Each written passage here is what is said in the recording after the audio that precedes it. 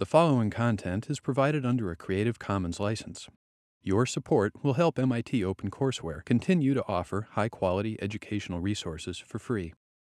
To make a donation or view additional materials from hundreds of MIT courses, visit MIT OpenCourseware at ocw.mit.edu. All right, let's get started. Today we start a brand new section of 006, which is hashing. Hashing is cool. It is probably the most used and common and important data structure in all of computer science. It's in basically every system you've ever used, I think. And in particular, it's in Python. It's part of what makes Python fun to program in, and basically every modern programming language has it. So today is about how to make it actually happen. So what is it? It is usually called a dictionary. So this is an abstract data type. You remember that term from a couple lectures ago.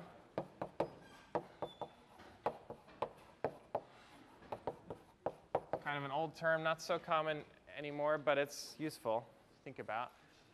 So dictionary is a data structure, or it's a thing that can store items, and it can insert items, delete items, and search for items.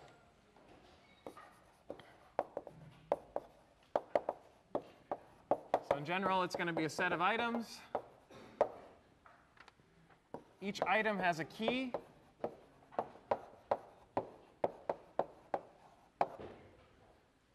And you can insert an item. You can delete an item from the set. And you can search for a key, not an item. OK, and the interesting part is the search. I think you know what insert and delete do.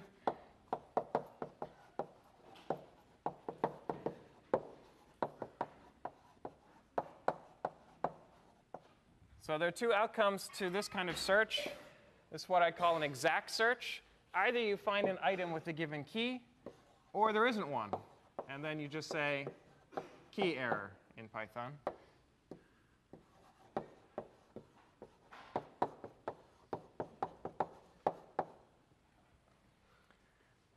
OK, this is a little different from what we could do with binary search trees. Binary search trees, if we didn't find a key, we could find the next larger and the next smaller, successor and predecessor.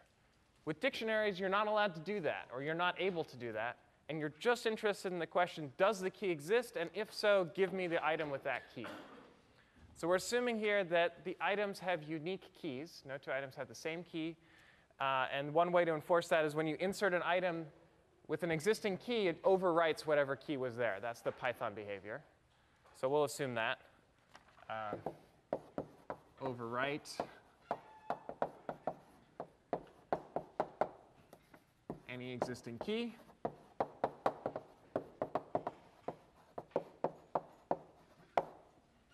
And so it's well defined what search does. Either there's one item with that key, or there's no item with that key, and it tells you what the situation is.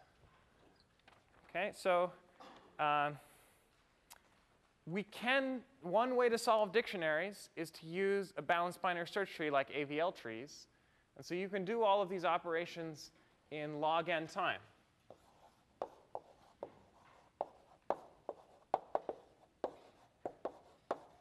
I mean, you can ignore the fact that AVL trees give you more information when you do a search. It still does exact search. So that's one solution. But it turns out you can do better. And while last class was about, well, in the comparison model, the best way to sort is n log n, and the best way to search is log n, then we saw in the RAM model, where if you assume your items are integers, we can sort faster. Sometimes we can sort in linear time. Today's lecture is about how to search faster than log n time. And we're going to get down to constant time with basically no assumptions, except maybe that your keys are integers. We'll be able to get down to constant time with high probability. So it's going to be a randomized data structure. It's one of the few instances of randomization in 006, but it'll be pretty simple to analyze, so don't worry. But we're going to use some probability today. make it a little exciting. I think you know how dictionaries work in Python. In Python, it's the dict data type. We've used it all over the place. The key things you can do are look up a key. And so this is the analog of search. You can set a key to a value. This is the analog of an insert. It overwrites whatever was there. And what else? Delete. So you can delete a particular key. Okay, we'll usually use this notation because it's more familiar and intuitive. But the big topic today is how do you actually implement these operations for a dictionary D? I guess the one specific thing about Python dictionaries is that an item is basically a pair of two things, a key and a value. And so in particular, when you call d.items, you get a whole bunch of ordered pairs, key and a value. And so the key of an item is always this first part. So it's well defined. OK. So that's Python. Dictionaries. So one obvious motivation for building dictionaries is you need them in Python. And in fact, people use them all the time. We use them in docdist. All of the fastest versions of the document distance problem used dictionaries for counting words, how many times each word occurs in a document, and for computing inner products, for finding common words between two documents. And it's the best way to do things. That's the easiest way to do things, and the fastest. As a result, dictionaries are built into basically every modern programming language. Python, Perl, Ruby, JavaScript, Java, C++, C#, in modern versions, all have some version of dictionaries. They all run in basically constant time, using the stuff that's in this lecture and the next two lectures. Let's see. It's also in basically every database. There are essentially two kinds of databases in the world. There are those that use hashing, and there are those that use search trees. Sometimes you need one, sometimes you need the other. There are a lot of situations in databases where you just need hashing. So if you've ever used Berkeley DB, there's a hash type of database. So things like when you go to Merriam-Webster and you look up a word, how do you find the definition of that word? You use a hash table. You use a dictionary, I should say. How do you, when you spell check your document, how do you tell whether a word is correctly spelled? You look it up in a dictionary. If it's not correctly spelled, how do you find the closest related correct spelling? You try tweaking one of the letters and look it up in a dictionary, see if it's there. And you do that for all possible letters, or maybe two letters. That is a state-of-the-art way to do spelling correction. So just keep looking up in a dictionary. Because dictionaries are so fast, you can afford to do things like try all perturbations of letters. What else? In the old days, which means pre-Google, every search engine on the web would have a dictionary that says, for a given word, give me all of the documents containing that word. Google doesn't do it that way, but that's another story. It's less fancy, actually. Or when you log into a system, you type your username and password, you look in a dictionary that stores the username, and associate with that username all the information of that user. Every time you log into a web system or whatever, it is going through a dictionary. So they're all over the place. One of the original applications is in writing programming languages, because some of the first computer programs were programming languages, so you could actually program them in a reasonable way.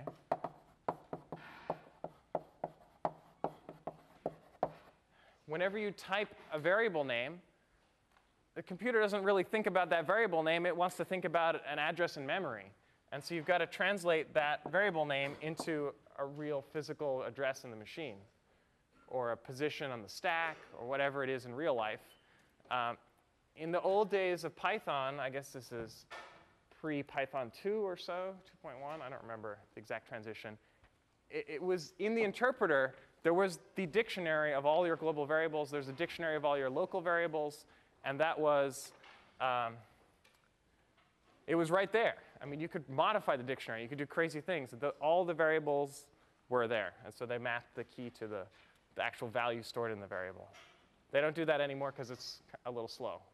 And you can do better in practice. But at the very least, when you're compiling the thing, you need a dictionary. And then later on, you can do more efficient lookups. Let's see. On the internet, there are hash tables all over, like in your router. Router needs to know all the machines that are connected to it. Each machine has an IP address. So when you get a packet and it says delivered to this IP address, you see, oh, is it in my dictionary of all the machines that are directly connected to me? If so, send it there. If it's not, then it has to find the right subnet. That's not quite a dictionary problem, a little more complicated. But for looking up local machines, it's a dictionary. Routers use dictionaries because they need to go really fast. They're getting a billion packets every second. Also, in the network stack of a machine, when you come in, you get a packet delivered to a particular port. You need to say, oh, which application or which socket is connected to this port. All of these things are dictionaries. The point is they're in basically everything you've ever used. Virtual memory, I mean, they're all over the place.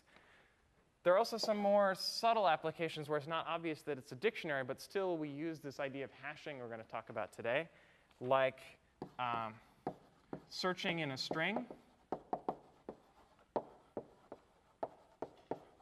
So when you hit, I don't know, in your favorite editor, you do Control F or Control S or slash or whatever your way of searching for something is. You start typing. If your editor is clever, it will use hashing in order to search for that string. It's a faster way to do it. If you use grep, for example, in Unix, it does it in a fancy way. Every time you do a Google search, it's essentially using this. It's solving this problem. I don't know what algorithm, but we could guess using the algorithms we'll cover in next lecture. It wouldn't surprise me. Also, if you have a couple strings and you want to know what they have in common, how similar they are.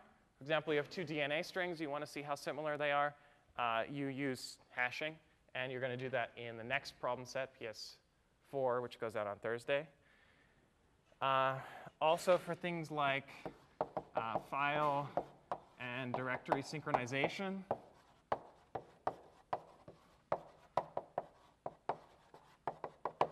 So on Unix, if you use rsync or unison, or I guess these days Dropbox, MIT startup, whenever you're synchronizing files between 2 locations, you use hashing to tell whether a file has changed or whether a directory has changed. It's a big idea. Fairly modern idea. And also in cryptography, this will be a topic of next Tuesday's lecture. If you're transferring a file and you want to check that you actually transferred that file and there wasn't some person in the middle corrupting your file and making it look like it was what you wanted it to be, you use something called cryptographic hash functions, which Trini will talk about on Tuesday. All right, so tons of motivation for dictionaries. Let's actually do it. See how they are done. We're going to start with sort of a very simple straw man. And then we're going to improve it until by the end of today, we have a really good way to solve the dictionary problem in constant time per operation.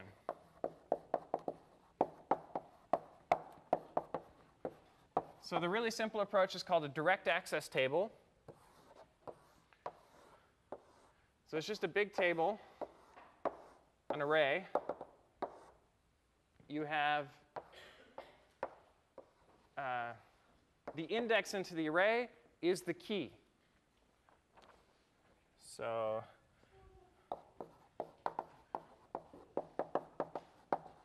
store items in an array, indexed by key. I mean, in fact, Python kind of makes you think about this, because the Python notation for accessing dictionaries is identical to the notation for accessing arrays.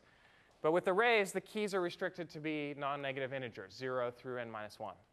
So why not just implement it that way? If your keys happen to be integers, I could just store all my items in a giant array.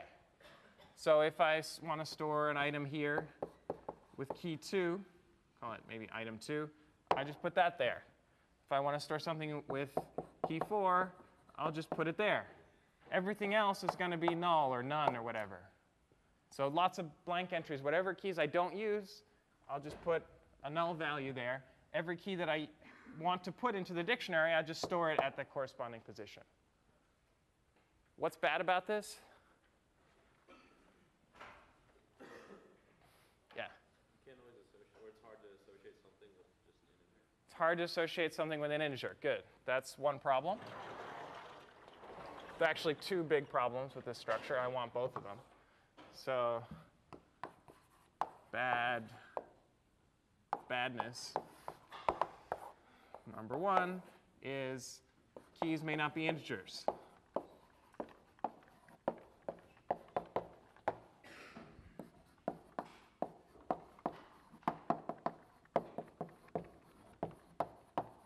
Good. Another problem. Yeah. Possibility of collisions. Possibility of collisions. So here, there's no collisions. We'll get to collisions in a moment. But collision is when two items go to the same slot in this table. And we defined the problem so there weren't collisions. We said whenever we insert an item with the same key, you overwrite whatever was there. So collisions are OK. There will be a problem in a moment. So save your answer. Yeah. Running time? For deletion? Actually, running time is going to be great. If I want to insert, I mean, it's just I do these operations, but on an array instead of a dictionary. So if I want to insert, I just put something there. If I want to delete, I just set it to null. If I want to search, I just go there and see, is it null? Yeah? It's gigantic memory hog. I like that phrasing.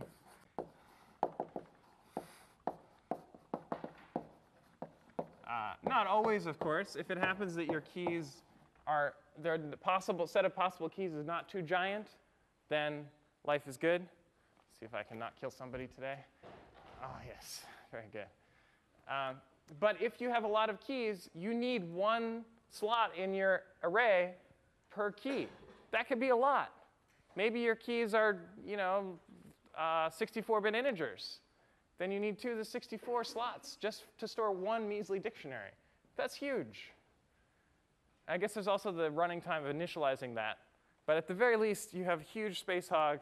This is bad. So we're going to fix both of these problems one at a time.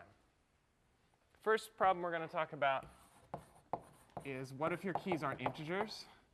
Because if your keys are integers, you can't use this at all. So let's at least get something that works.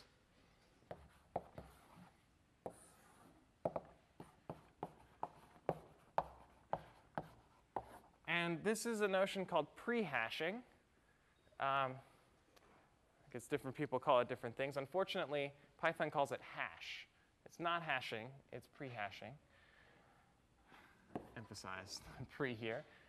So pre-hash function maps whatever keys you have to non-negative integers. Okay, at this point, we're not worrying about how big those integers are. They could be giant. We're not going to fix the second problem until later. First problem is if I have some key, maybe it's a string, it's whatever, it's an object, how do I map it to some integer so I could at least, in principle, put it in a direct access table? There's a theoretical answer to how to do this, and then there's the practical answer to how to do this. I'll start with the mathematical. In theory, I like this. Keys are finite and discrete. Okay, we know that anything on the computer can ultimately be written down as a string of bits. So a string of bits represents an integer. So we're done. Okay. So in theory, this is easy. And we're going to assume in this class, because it's sort of a theory class, that this is what's happening. At least for analysis, we're always going to analyze things as if this is what's happening. Now, in reality, people don't always do this. In particular, go somewhere else. In Python, it's not quite so simple.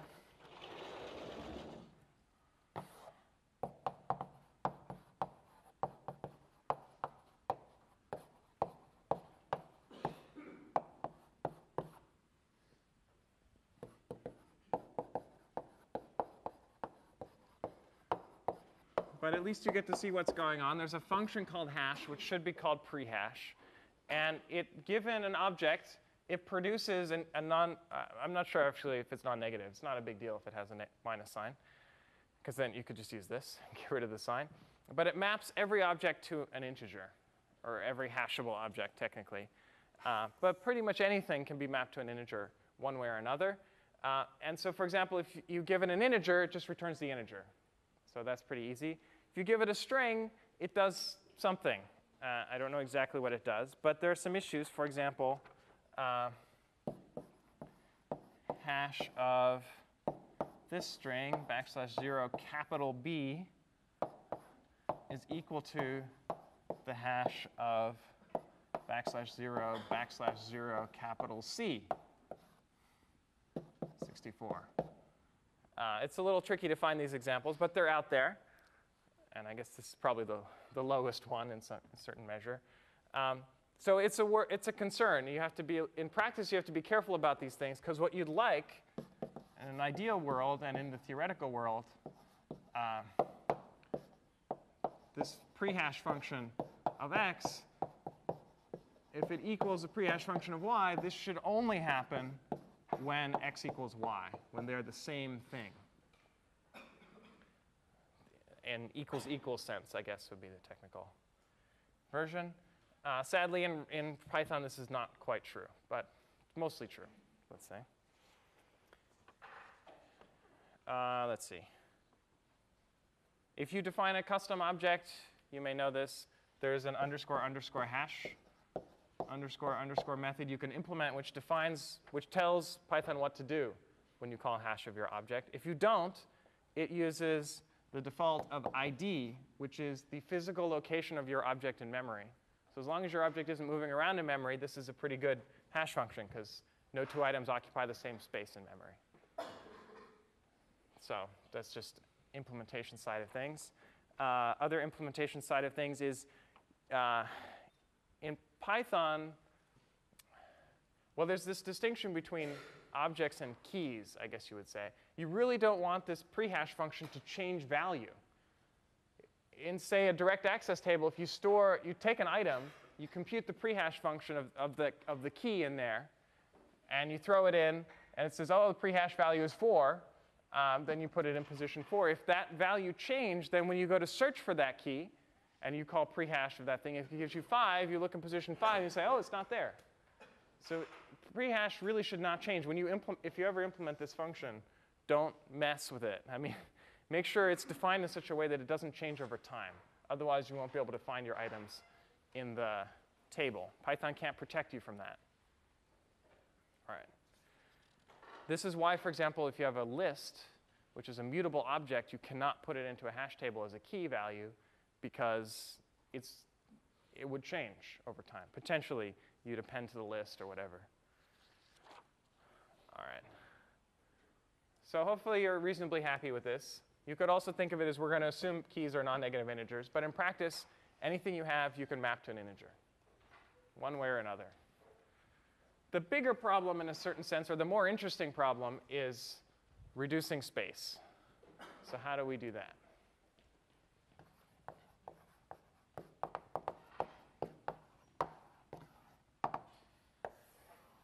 This would be hashing. This is sort of the magic part of today's lecture. In case you're wondering, hashing has nothing to do with hashish. Hashish is an Arabic root word unrelated to the Germanic, which is hashe, I believe. Yeah, or hache, I guess, something like that. I'm not very good at German, which means hatchet. Okay, it's like you take your key, you cut it up into little pieces, and you mix them around and cut and dice, and it's like cooking. Okay, what? Hash browns, for example. Yeah, same root. Okay, it's like the only two English words with that kind of hash. Okay, in our case, it's a verb. To hash means to like cut into pieces and mix around. Okay, that won't really be clear until towards the end of today's lecture, but we will eventually get to the etymology of hashing. Well, we got the etymology, but why we use that term. All right, so the big idea is we take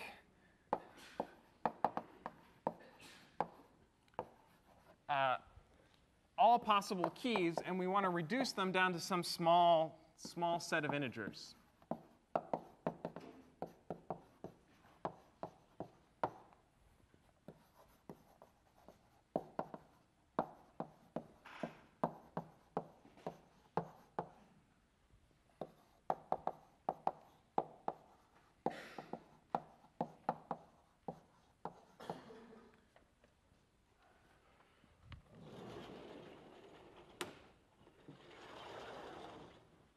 Let me draw a picture of that.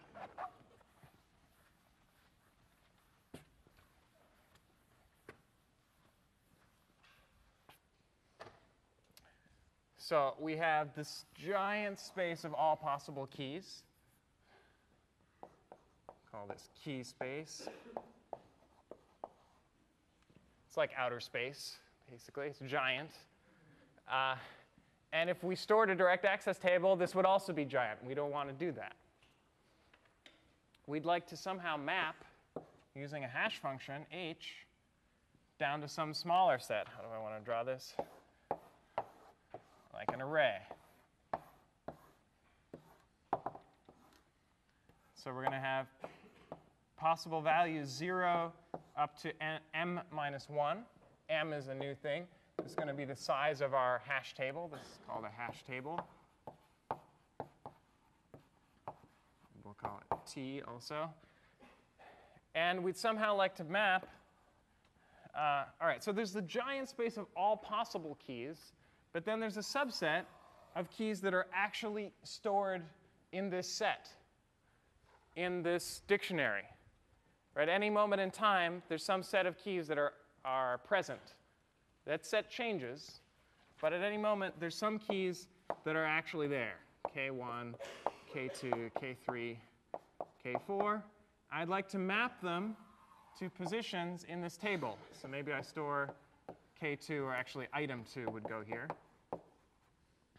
In particular, this is when h of K2, if it equals 0, then you'd put item 2 there. Item 3, let's say it's at position, well, 3, that would be a bit of a coincidence, but what the hell? Maybe h of K3 equals 3, then you put item 3 here.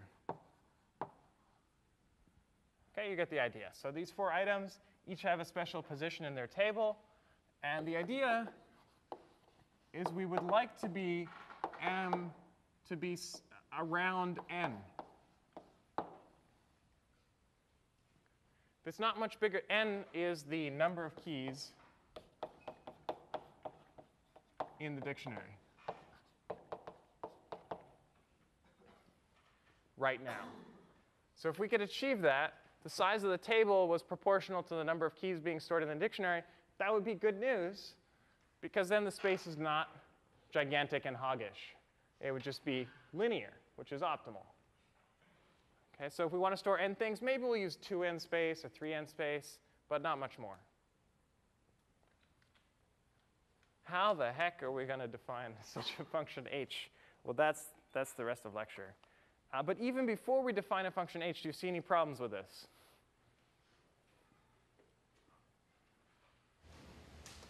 Yeah. Your new key space is going to be smaller than your old key space. There have to be collisions. Yeah, this space over here is pigeonhole principle. The number of slots for your pigeons over here is way smaller than the number of possible pigeons. So there are going to be 2 keys that map to the same slot in the hash table. This is what we call a collision. Let's call this, I don't know, ki, kj. If h of ki equals h of kj, but the keys are different. So ki does not equal kj. Yet their hash functions are the same. Hash values are the same. We call that a collision. And that's guaranteed to happen a lot. Yet somehow we can still make this work. That's the magic.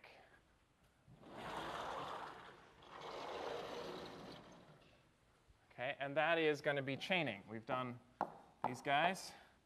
Next up is a technique for dealing with collisions. There are two techniques for dealing with collisions we're going to talk about in 006. One is called chaining, and next Tuesday we'll see another method called open addressing. But let's start with chaining. The idea with chaining is simple. If you have multiple items here, all with the same, that hash to the same position, just store them as a list.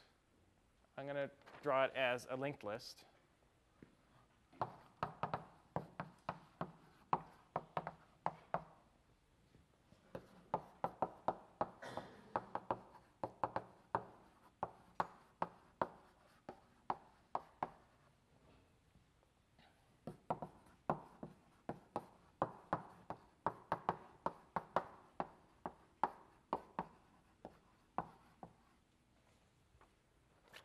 I need a big picture here.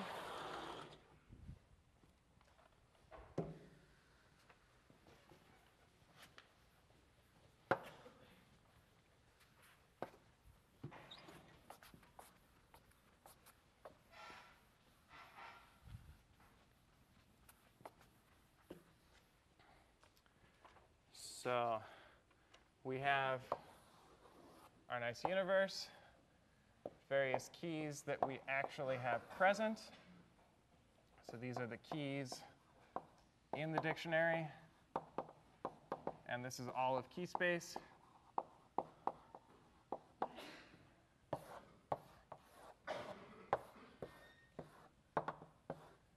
These guys map to slots in the table. Some of them might map to the same value. So let's say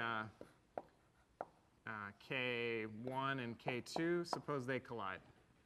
So they both go to this slot. What we're going to store here is a linked list that stores item 1, and it stores a pointer to the next item, which is item 2. And then that's the end of the list. Or you could, however you want to draw a null.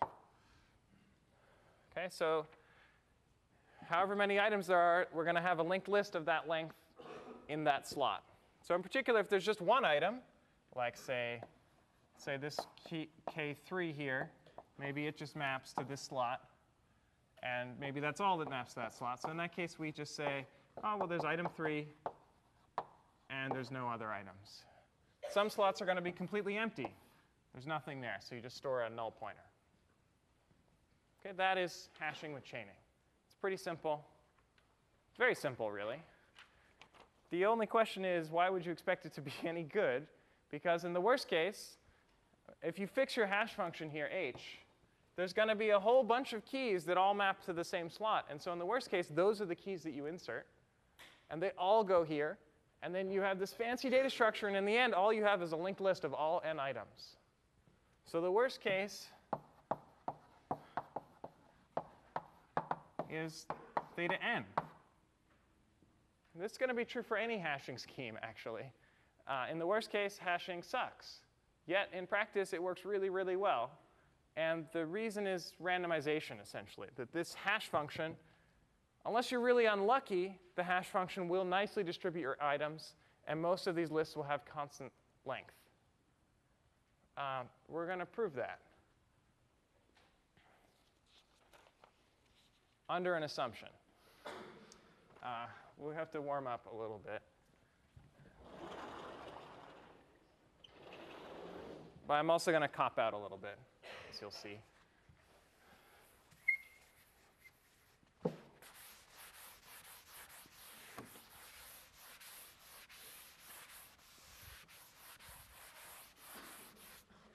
So in 006, we're going to make an assumption called simple uniform hashing. This is an assumption. It's an unrealistic assumption. I would go so far as to say it's false, a false assumption. But it's really convenient for analysis, and it's going to make it obvious why chaining is a good idea. Sadly, the assumption isn't quite true, but it gives you a flavor. If you want to see why hashing is actually good, I'm going to hint at it at the end of lecture, but really you should take 6046. Yeah? I have a question. Is the hashing function bounded? Like, how do we know that the array still doesn't? OK, the hashing function, I guess I didn't specify. up here. The hashing function maps your universe to 0, 1, up to m minus 1. That's the definition. So it's guaranteed to reduce the space of keys to just m slots. So your hashing function needs to know what m is. In reality, there's not going to be one hashing function. There's going to be one for each m, or at least one for each m. And so depending on how big your table is, you use the corresponding hash function. Yeah, good question. So the hash function is what does the work of reducing your key space down to a small set of slots. So that's what's going to give us low space. OK, but now how do we get low time? Let me just state this assumption, get to business.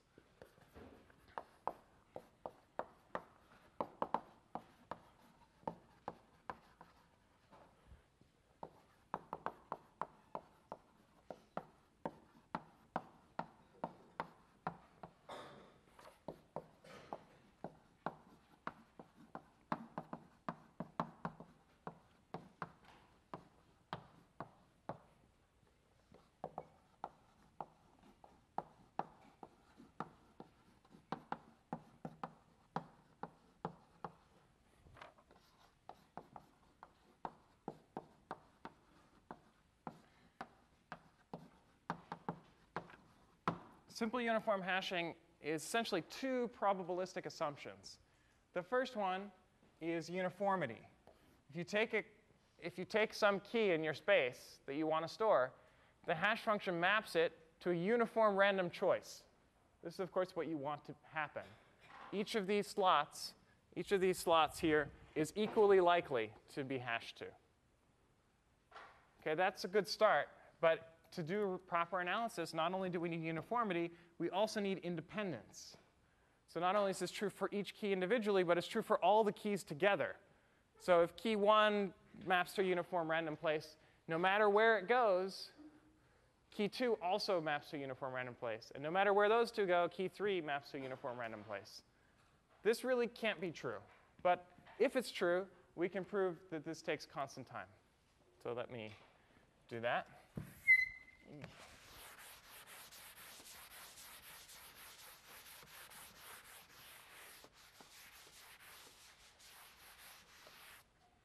So under this assumption, we can analyze hashing, or hashing with chaining is what this method is called.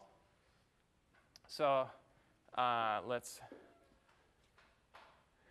do it. I want to know. I got to cheat, sorry. I got to remember the notation. I don't have any good notation here. All right. What I'd like to know is the expected length of a chain.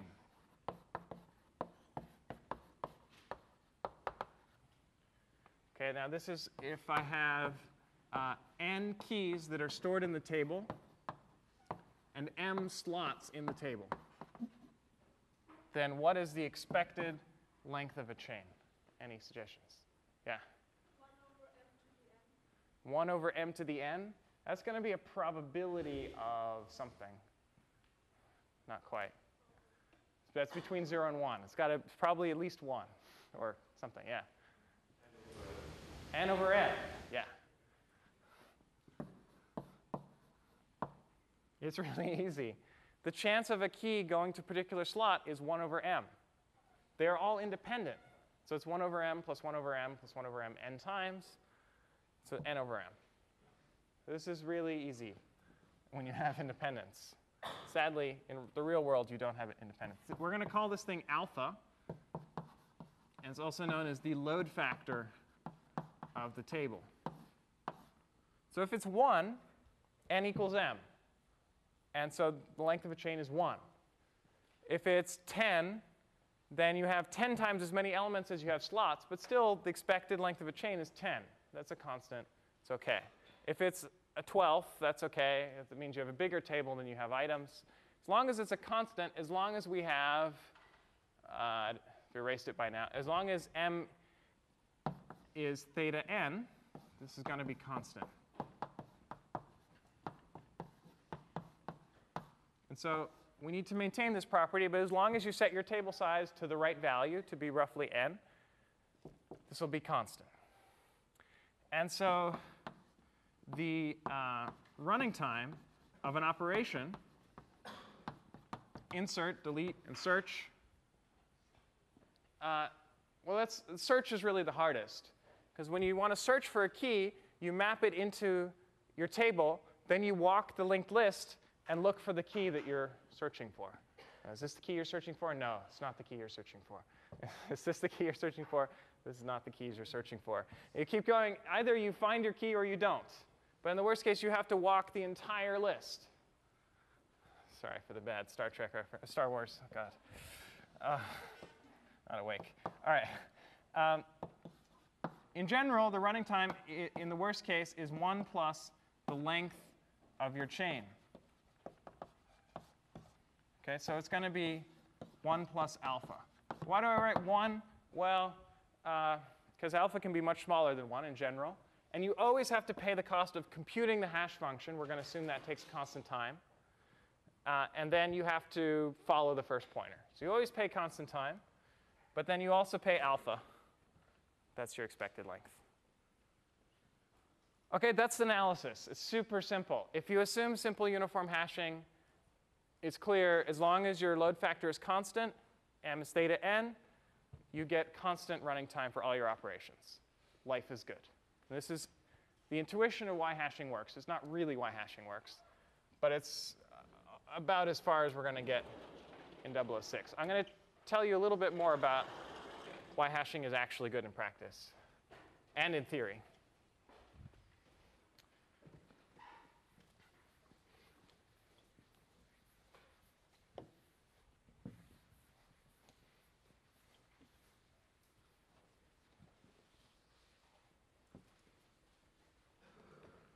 What are we up to? Last topic is hash functions. Right? The one remaining thing is, how do I construct H? How do I actually map from this giant universe of keys to this small set of slots in the table? Just m of them.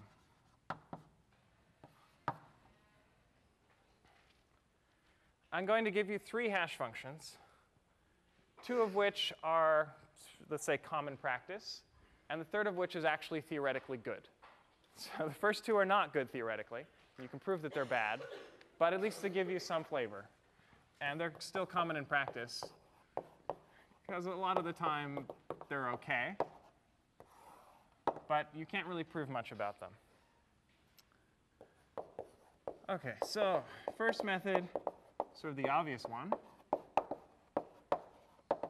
called the division method. And if you have a key, this could be a giant key, huge universe of keys. You just take that key modulo m. That gives you a number between 0 and m minus 1. Done. So easy. I'm not going to tell you in detail why this is a bad method. Maybe you can think about it. It's especially bad if m has some common factors with k. Like let's say k is even always, and m is even also. Because you say, oh, I'd like a table the size of power of 2. That seems natural. Then that will be really bad because you'll use only half the table. There are lots of situations where this is bad. In practice, it's pretty good if m is prime. You always choose a prime table size, so you don't have those common factors. And it's not very close to a power of 2 or a power of 10, because real-world powers of 2s and 10s are common. But it's very hackish. Okay? It works a lot of the time, but not always. A cooler method, I think it's cooler. Still, you can't prove much about it. Division didn't seem to work so great, so how about multiplication? What does that mean? Multiply by m. That wouldn't be very good. No, it's a bit different. We're going to take the key, multiply it by an integer a,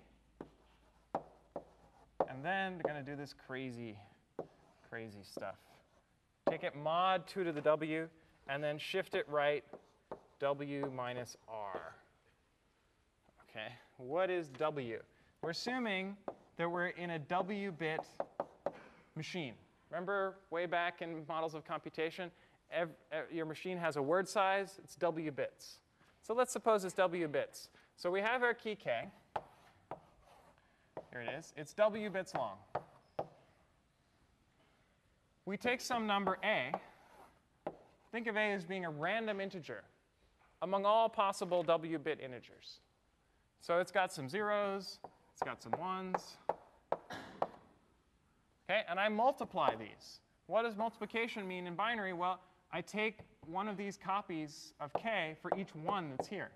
So I'm going to take one copy here because there's a 1 there. I'm going to take one copy here because there's a 1 there.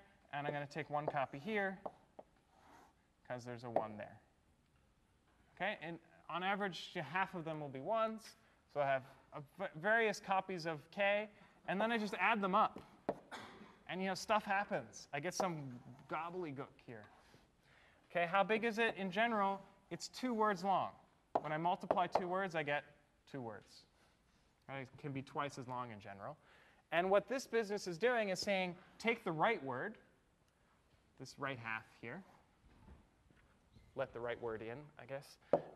You see vampire movies. And then shift right. This is a shift right operation by w minus r. I didn't even say what r is. But basically what I want is these bits. Okay, I want r bits. Here, this was w bits. I want the leftmost r bits of the rightmost w bits. Because I shift right here, I get rid of all these guys. Let's say m is 2 to the r. So I'm going to assume here I have a table of size, a power of 2. And then this number will be a number between 0 and m minus 1. Okay? Why does this work? It's intuitive. In practice, it works quite well because what you're doing is taking a whole bunch of sort of randomly shifted copies of k, adding them up, you get carries, things get mixed up. This is hashing. This is you're taking k, sort of cutting it up while you're shifting it around, adding things, and they collide, and weird stuff happens. You sort of randomize stuff. And if out here you don't get much randomization, because at most, like the last bit could just be this 1 bit of k. But in the middle, everybody's kind of colliding together. And so intuitively, you're mixing lots of things in the center. You take those r bits roughly in the center. That will be nicely mixed up. And most of the time, this works well. In practice, it works well. I have some things written here. A better be odd, otherwise you're throwing away stuff. And it should not be very close to a power of 2. But it should be sort of in between 2 to the r minus 1 and 2 to the r. Cool. One more.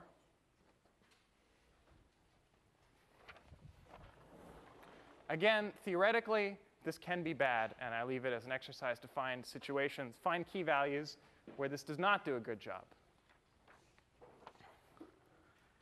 The cool method is called universal hashing. This is something that's a bit beyond the scope of 006. If you want to understand it better, you should take 046. But I'll give you the flavor and the method, one of the methods. There's actually many ways to do this.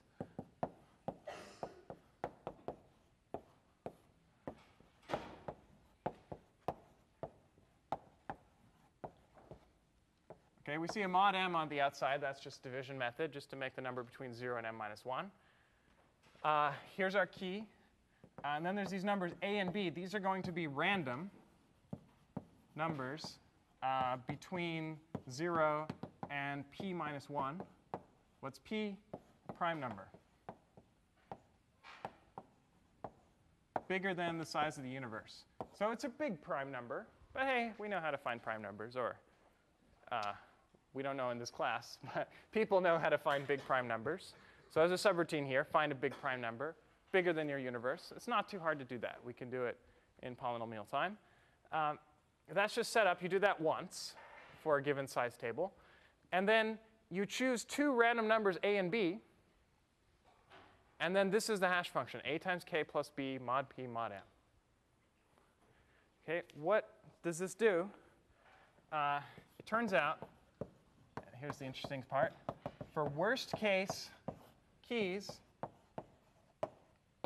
k1 and k2 that are distinct, the probability of h of k1 equaling h of k2 is 1 over m. So probability of 2 keys that are different colliding is 1 over m for the worst case keys.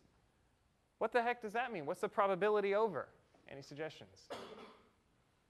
What's random here? A and B. This is the probability over A and B. This is a probability over the choice of your hash function.